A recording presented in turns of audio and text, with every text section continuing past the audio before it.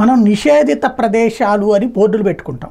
ఏంటవి నిషేధిత ప్రదేశాలు అంటే అక్కడికి వెళ్ళకూడదు. ఎందుకు వెళ్ళకూడదు అంటే అయితే పురావస్తు శాఖకు సంబంధించినటువంటి ప్రదేశం అయి ఉండాలి, లేదంటే కనుక శాంతి భద్రతలకు విఘాతం కలిగించే ప్రదేశాలు అన్నటువంటిది అయితే దానికి మనం ఏ బోర్డులు పెట్టాం, అక్కడ పోలీసులను అలర్ట్గా పెడతాం.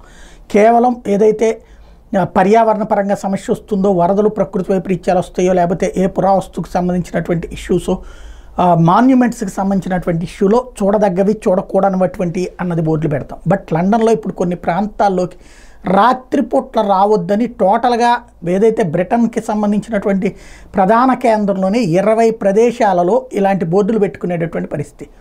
రాత్రిపూట్ల తిరగద్దని సోషల్ మీడియాలో వైరల్ అవుతున్నటువంటి పరిస్థితి. ఏంటంటే శరణార్థులు ఎక్కడైతే అత్యధికంగా ఉంటున్నారో అక్కడ ఆ శరణార్థులు సింగిల్గా వెళ్ళే వాళ్ళ మీద దాడులు చేస్తున్నారు. అబ్బాయిల మీదనా దాడులు చేస్తున్నారు, అమ్మాయిల మీదలా దాడులు చేస్తున్నారు. ఇక్కడ లైంగిక పరంగా వేధింపులు, అలాగే ఆర్థిక పరంగా దోపిడీలు జరుగుతున్నాయి. చివరికి అక్కడ ఉన్నటువంటి పోలీసులు ఏ చర్య తీసుకోలేక చోద్యం చూడటానికి పరిస్థితి వచ్చింది. అక్కడ ఉన్నటువంటి చట్టాలు లేదా అక్కడ ఉన్న ప్రభుత్వాల ఆలోచనల కారణంగా. దాంతో ఈ కథ నడుస్తోంది.